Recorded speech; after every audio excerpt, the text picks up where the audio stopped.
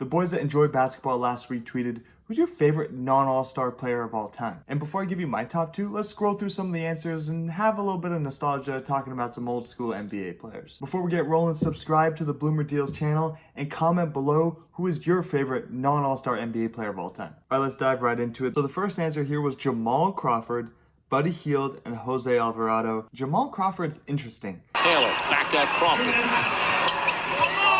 Pass to himself. Oh!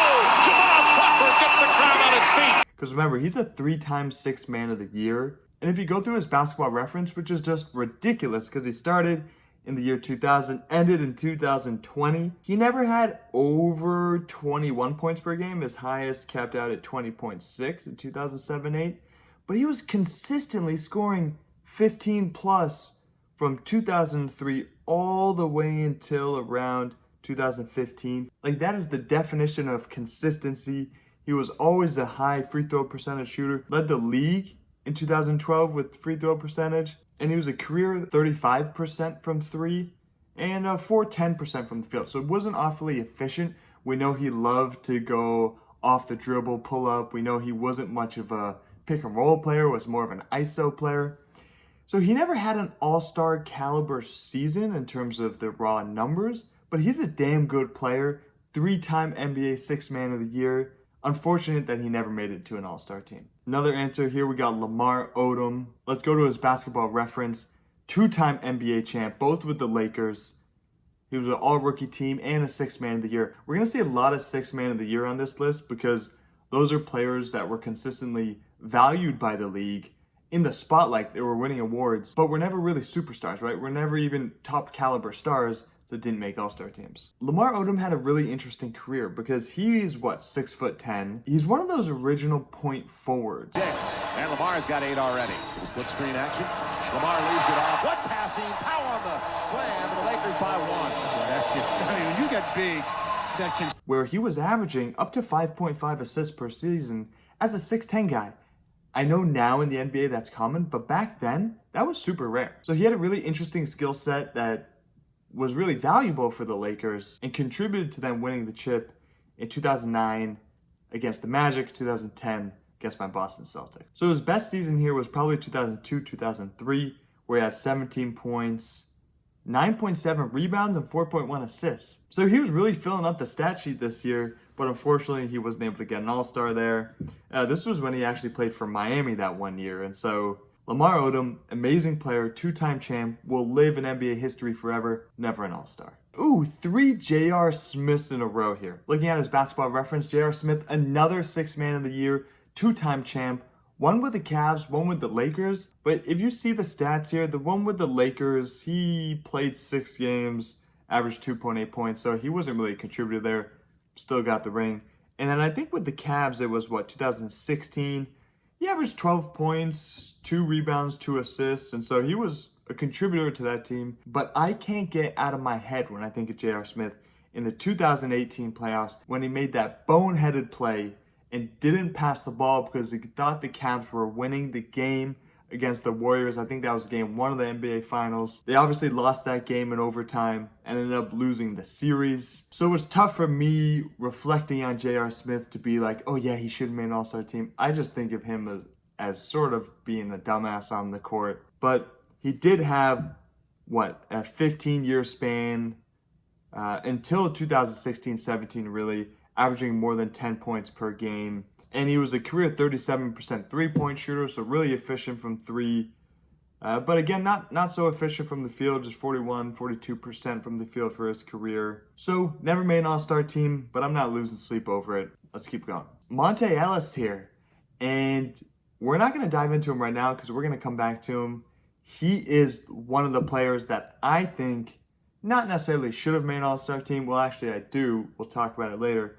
But he's my favorite player, not necessarily the best player, but my favorite player that never made an all-star team. We'll dive into him a little bit later. Keep moving. Muggsy Bogues, the 5'3" point guard for the Charlotte Hornets. The colors of the blue and purple was rocking the 90s. Muggsy Bogues, 5'3". I can't get out of my head that picture of Muggsy Bogues next to Manute Bol, who was 7'5". It's crazy that a 5'3" player made it to the NBA and actually had an impact in the NBA. But I don't really think he had much of a case for an All-Star any season, so we're not going to spend much time on that. The legend himself, Mike Miller. This play right here, actually this photo, when his shoe fell off and I think he knocks down a three. I'll find the vid and put it right there. Mike Miller is now actually an agent in the NBA and is actually representing some of the best players. So he's an amazing player, but not an all-star caliber player. But Mike Miller on those Heat teams, him, Shane Battier, it's almost like the Richard Jefferson roles that he played in Cleveland. It's these knockdown three-point shooters that when LeBron played with them, damn, they were good, because they would get those open three-point shots after LeBron drove and kicked. So Mike Miller was one of those. He was a real baller. All right, next up, Gerald Green, one of the best dunkers in NBA history. Gerald Green, look at the explosion. That's insane. Definitely not an all-star, but an amazing dunker. You can see this gif right here. Woo-wee, he had hops. He played on the Celtics for a little bit, so I loved him. Gerald Green, not an all-star, amazing. Avery Bradley up next. When he was a dog on the Celtics, hell yeah, he was a dog. Avery Bradley and Rajon Rondo were the backcourt for the Celtics for a few years. That backcourt defensively was a menace. No one was getting past half court easily. They were doing full court pressure the entire games. Avery Bradley was a defensive dog, that is for sure. Not an all-star. I loved watching him and Rondo though. That combo was great. They weren't much shooters. Avery Bradley had an okay off-ball shot, but Rondo obviously wasn't a shooter. But the two of them on defense was unreal. Not an all-star though. Kenneth Faried, man, is a really interesting one. Looking at his basketball reference, he was an all-rookie member in 2011-12. Let's look at his basketball reference here. And he averaged 10 points, almost 8 rebounds as a rookie, and did that for maybe 4 or 5 years with the Nuggets, and then somehow sort of fell out of the NBA. I don't know if he wasn't contributing much on defense, but he was so much fun to watch, running the floor, alley-oops. He was such a fun player. And then he eventually opted to go play in China because he sort of just fell out of NBA rotations, even though in his last season there with Houston, he had 13 points, 8 rebounds. I'm not really sure. Fill me in the comments what happened to Kenneth Faried. Why didn't he stay in the NBA for another 10 years? We're going to keep scrolling here. Lou Dort, Steven Adams, good defensive players. Steven Adams is, so big and tall. He's that New Zealand macho big man, but not all-stars. Brandon Miller, the GOAT. Okay, we'll see in maybe 5 years. I think the Hornets made maybe the biggest mistake in the draft of the last 5 years, not taking Scoot number 2 and taking Brandon Miller instead. The Blazers got a real one as Scoot. So we'll see how that plays out. Maybe Brandon Miller will be an all-star one day. I don't think so, though. George Hill, who is an incredible contributor for, I think, the Cavs and some of LeBron James' teams. He was a really good player when he was on Indiana Pacers. Had an amazing career. Never an all-star caliber player, but a really, really good rotational player and starter. LeBron James, he's a 19-time all-star. A 19-time all-NBA player. Oh my gosh, this basketball reference is absurd. I know he's an all-star, so it's not a real answer to this tweet, but holy shit. 6-time all-defense, 4-time finals MVP, 4-time MVP, 3-time all-star MVP, 4-time NBA champ, the 7-8 scoring champ, the 1920 assist champ, which is just nuts given that he was a forward his whole career, and then it was when he got to the Lakers where he started to play sort of point forward and really run the point for that team. And to win an assist champion as a 6'9" forward in the league, who was the #1 scorer of all time in NBA history, and he won an assist champ as well? That's crazy. He was obviously also the Rookie of the Year, coming straight out of high school. Basketball Reference does this really funny things with nicknames, where they'll have, King James, LBJ, Chosen One, of course, but then they throw in nicknames that no one's heard of. The Little Emperor, the Akron Hammer, L Train, Benjamin Buckets. I literally have never heard of those for LeBron.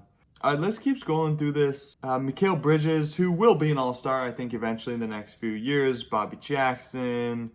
Who we got here? Serge Ibaka. That's actually maybe a little bit surprising. I thought maybe on one of those OKC teams or that Raptors team he played on, maybe he'd be an all-star. Guess he never was. Jamal Crawford we saw before. Lamar Odom again. Jose Calderon, good player, not an all-star. Yeah, J.R. Smith. Mario Chalmers, NBA champ with LeBron James. It's funny, there's a lot of players that played with LeBron James because they won championships. Their games got elevated playing with someone that took the attention of the defense.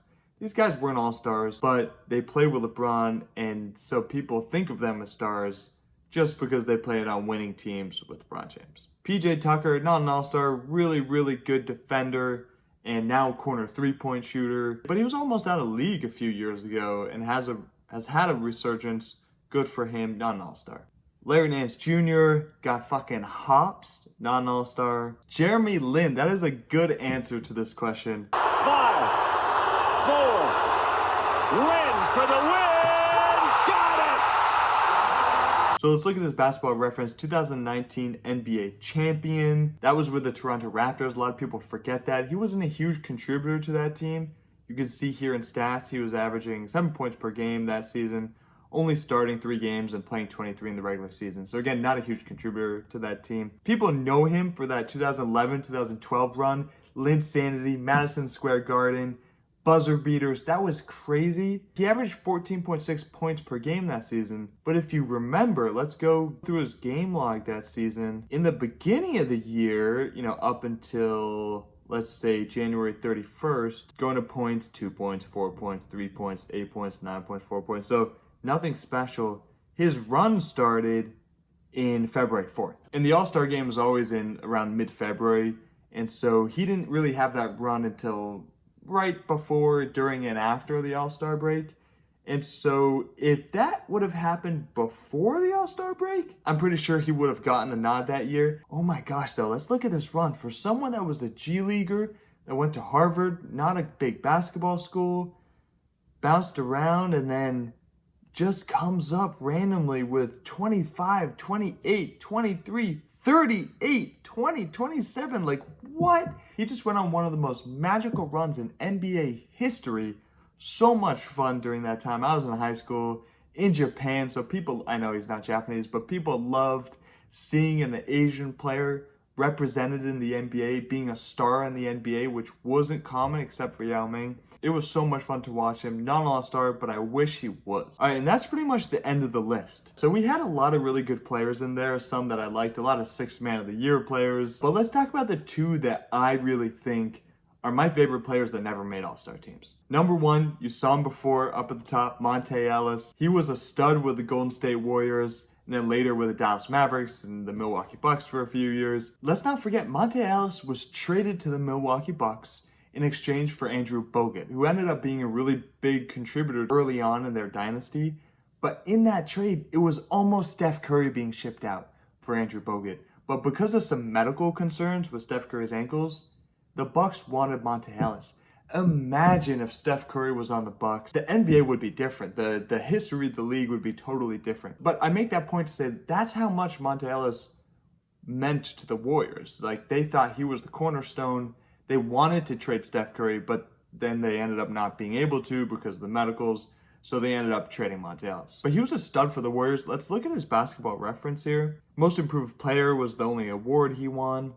But look at this year. 2009-2010, he averaged 25.5 points per game, playing 41.4 minutes per game, which led the league that year. He also had 5 assists, 3 rebounds, 2 steals, so he was a really solid player that year. Unfortunately, didn't get the All-Star nod, partly because the Warriors were so bad that year. I think they finished with 20-something wins. So Monta Ellis was one of my favorite players to watch growing up. He was flashy, spin moves, layups, transition plays. He was so much fun. Never made an all-star team. Bummer, I would have loved to see it, but that's probably my favorite answer for this exercise. My second answer, the second favorite player that was never an all-star, Jason Terry, the Jet. Looking at his basketball reference, we see that he was a champ. That was with the Dallas Mavericks in 2011. So he was a really big contributor to that team. So 15.8 points per game, shooting 36% from 3, 45% from the field.